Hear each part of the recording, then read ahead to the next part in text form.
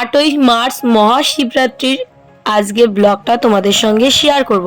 তো কেমন আছো বন্ধুরা? আশা করছি খুব ভালো আছো। সঙ্গীতাস লাইফে তোমাদের সবাইকে জানাই অনেক ওয়েলকাম। তো সকালবেলা দেখো ঘুম থেকে উঠে প্রথমেই রেডি হয়ে নিয়েছি। সকালবেলা চাটা খেয়ে বেরিয়ে পড়লাম। না, চা না, আজকে যেহেতু উপোস, তো চাটা খাইনি। আগের দিনও কিন্তু উপোস ছিলাম, সারাদিন না খেয়ে উপোস থেকে রাত্রেবেলা কটা সিদ্ধ ভাত খেয়ে উপোসটা ভেঙেছিলাম। যেহেতু শিবরাত্রি করব, তার জন্য যে নিয়মগুলো হয় সেই নিয়ম মেনেই আমরা শিবরাত্রি করব।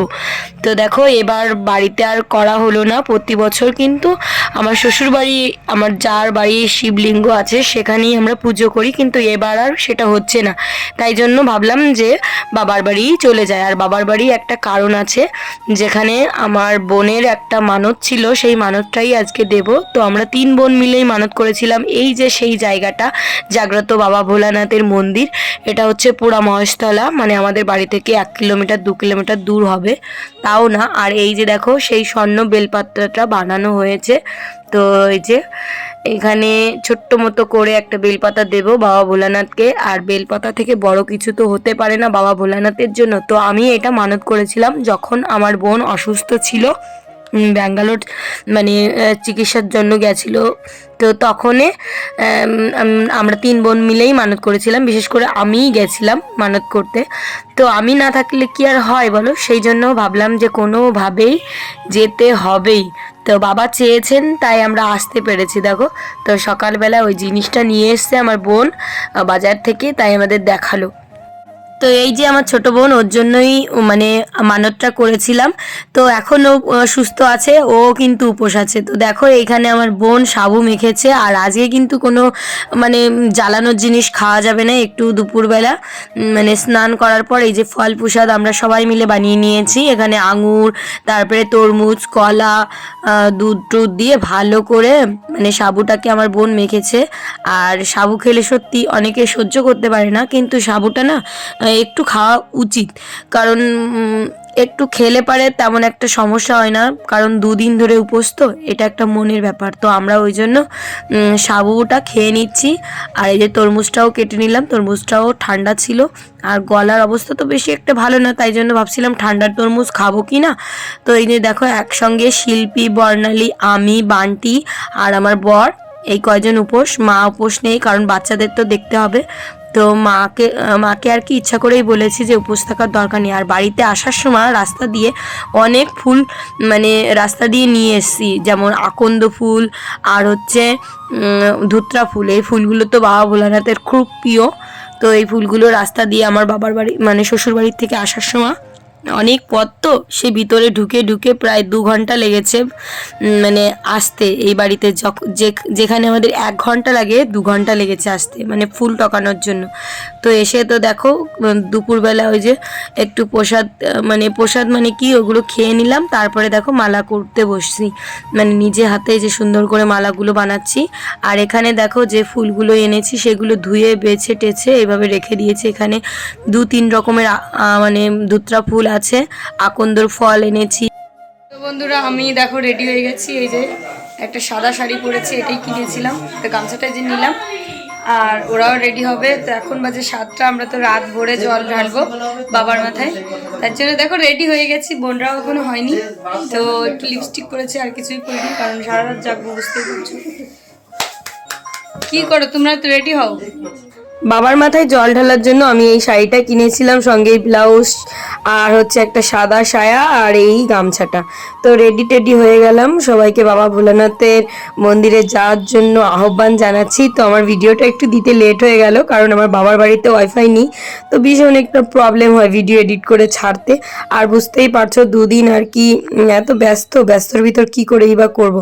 তো এদিকে শিল্পী প্রথমে পিন করেছিল শাড়িটা, তারপরে ভাবলো না দি পিন করে এইভাবে যাব না, এমনি এইভাবেই করব। বর্ণালীও একদম পুরো রেডি, এখন একটু রেডি হবে, মানে সাজুগুজুর ব্যাপার আছে। দেখো আমরা 3 বোনই কিন্তু একরকম রেডি হয়েছি, বোনই রেডি হয়ে গেছি। ওরা এখনো পিন টিন করছে। বর্ণালী এখন সিঁদুর পড়া বাকি আছে। এই যে আর এই যে আমার ছোট বোনটাকে দেখো, যার জন্যই যাওয়া তোমাদের বলবো। আজকে আমি আজকে এর মানত ছিল, দেখো কি মিষ্টি লাগছে। হাই বলে দে। হাই। দেখেছো কত সুন্দর লাগছে? আজকে তোরে যে কত ছেলে প্রপোজ করে আনলি, আমার একটু দিস নাম্বার কয়টা ফ্রি। আমরা বেরিয়ে পড়েছি এই যে সবাই মিলে টোটোয় করে আমাদের বাড়ি থেকে 2 কিলোমিটার দূর। আমার কর্নালি এবার কাশছিল এই জন্য চুপ হয়ে গেল। চান করে ঢুকছি তো সবাই। চলো যে মানে কিন্তু সব চান করছি বাথরুমে।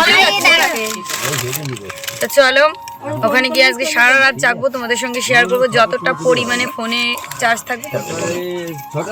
তো এই যে দেখো মন্দিরে চলে এসেছি। প্রথমে আর কি সবাই মিলে টোটোয় বসছিলাম, তারপরে বান্টি আর আমার বর মানে দুজনা মিলে আর কি বাইকে করে এসছে। আর দেখো খালি পায়ে যাচ্ছি, আর ওরা একটা দুটো চপ্পল নিয়েছে। আমি যেহেতু মানতটা করেছিলাম তাই আমি ভাবলাম যে না চটি পরে একদমই যাওয়া যাবে না। আর আমি বড় মা এই যে এই জেঠিমা আর আমরা বোনরা মিলে রাত ভরে জাগবো, তাই জন্য আমরা দেখো 7:30টার দিকে বেরিয়েছি। কারণ কি প্রহরে প্রহরে জল ঢালবো তো, আর প্রহরটা শুরু হয়েছে ওই 6টার দিকে।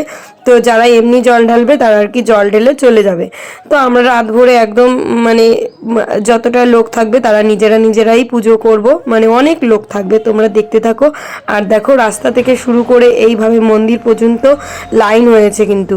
তো আমরা তো যেহেতু লেট করে গেছি, তো যারা জল ঢালা তারা ঢেলে ঢেলে চলে যাবে, আর আমরা পুজোয় বসবো, প্রহরে প্রহরে জল ঢালবো। তো চলো মন্দিরটা দেখাই। আর এই যে যে মহেশতলাটা দেখছো, পুরা মহেশতলা, এই মন্দিরটা কিন্তু অনেক বছরের পুরনো মন্দির। আর এখানে বাবা ভোলানাথ কিন্তু জাগ্রত।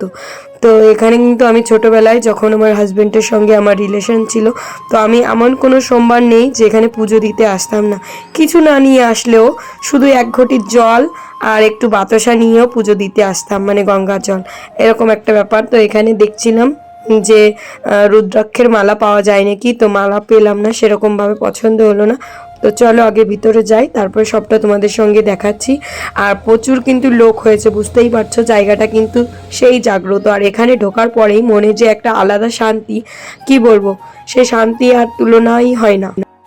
এই মহেশতলায় না একটা বড় বট গাছ ছিল, তো সেই বট গাছটা এখন আর নেই, একটা ছোট বট গাছ আছে। আর এই দেখো এরকম উপরে করে উঠতে হয়।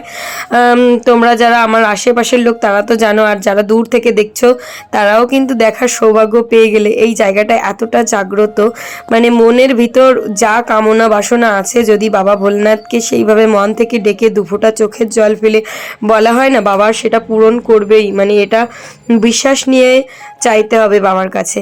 তো বাবা কিন্তু মনের আশা পূর্ণ করে। তো এই যে একটা বছরের ভিতর বোন এইভাবে সুস্থ হয়ে দেখো ও পুজো দিতে এসছে, মানে এটা যে আমাদের কাছে কতটা খুশির আনন্দের, তো তোমাদের কিভাবে বলে বোঝাবো বলো। আর এখানে দেখো অলরেডি প্রহরের পুজো আর কি শুরু হয়ে গেছে। প্রথম প্রহর যেহেতু শুরু হয়েছে ওই 8টা থেকে, তো 8টার পুজো শুরু হয়ে গেছে। আমরা এখন বসবো, তো জায়গাই পাচ্ছিলাম না। এখানে আমার জেঠুর মেয়ে, মানে ওর শ্বশুরবাড়ি একটু দূরে, তো ও এসে তো আগেই জায়গা রেখেছে, কিন্তু এতটা ভিড় ঢুকতেও পারিনি আর পিছনে পড়ে গেছি। তো এখানে মনে হয় ঢুকে পুজো দেওয়া হবে না, লাইন তো হয়েই যাচ্ছে।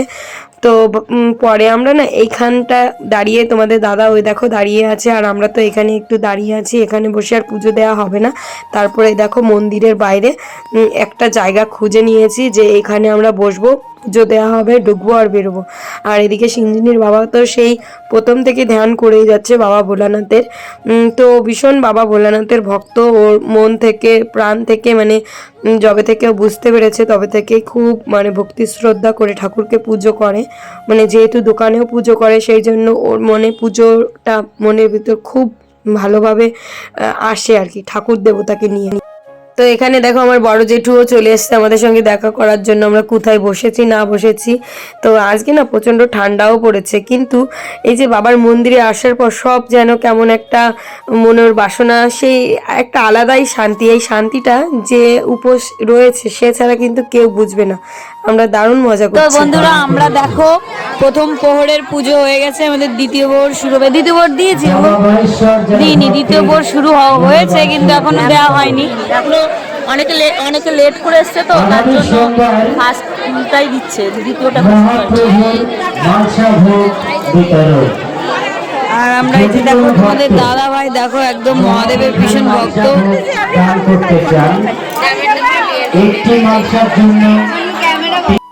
তো প্রথম পুজো প্রহরের পুজো আমাদের দেওয়া কমপ্লিট হয়ে গেছে।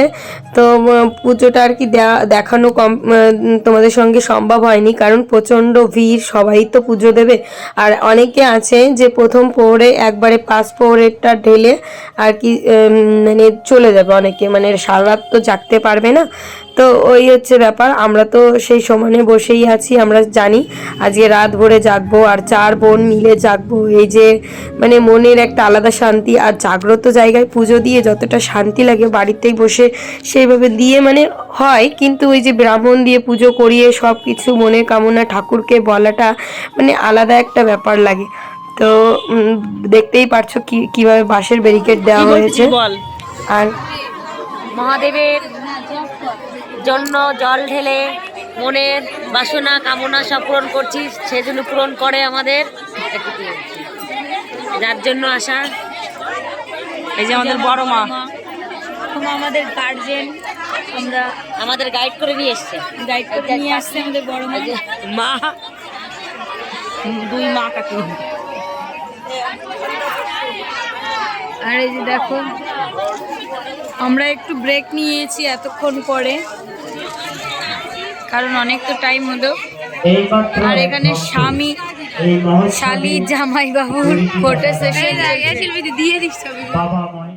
তো আমাদের দ্বিতীয় প্রহরের পুজোর বাবার মাথায় আর কি প্রথম প্রহরে দিয়েছি হচ্ছে গঙ্গা জল, ডাবের জল দিয়ে, তারপরে দিয়েছি হচ্ছে মানে ঘি না মধু দিয়ে, যেন ভুলে গেছি, কতদিন তো হলো, বুঝতেই পারছো যে নিয়মটা হয়।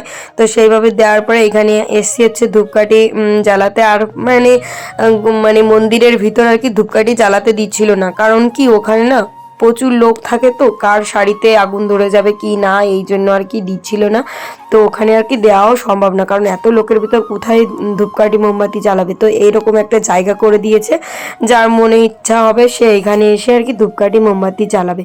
আর এই মন্দির চত্বরে কিন্তু রাধা গোবিন্দর মন্দির আছে, তারপরে মা কালীর মন্দির আছে, বাবা ভোলানাথের মন্দির আছে, তারপরে মা মনসার যে সাপের বিলটা করা হয় সেটাও আছে।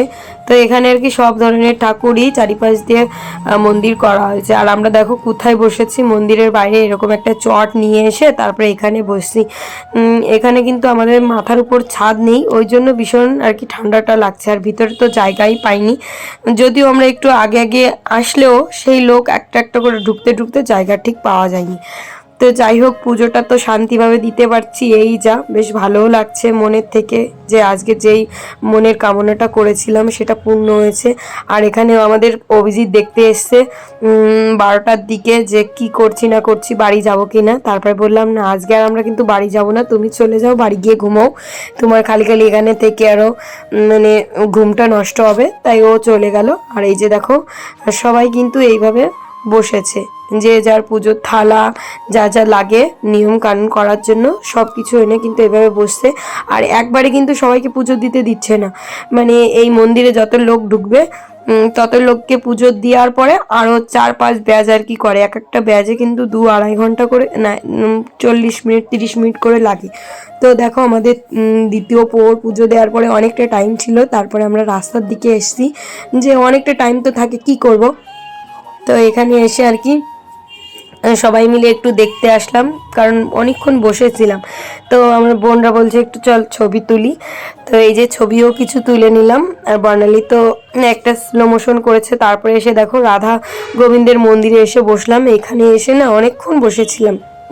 তারপরে দেখো তৃতীয় প্রহর শুরু হয়ে যাবে। তো তৃতীয় প্রহরের জন্য আমরা কিন্তু লাইনে দাঁড়িয়েছি, মানে না, এটা হচ্ছে চতুর্থ প্রহর, তখন কিন্তু অনেকটা বেজে গেছে।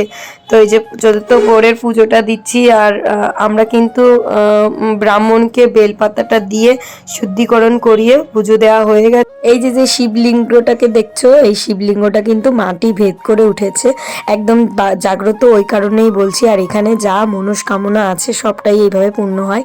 আর প্রতি প্রহরের পরে এইভাবে বাবা ভোলানাথকে পরিষ্কার করিয়ে তারপরে পুজো দেওয়া হয়।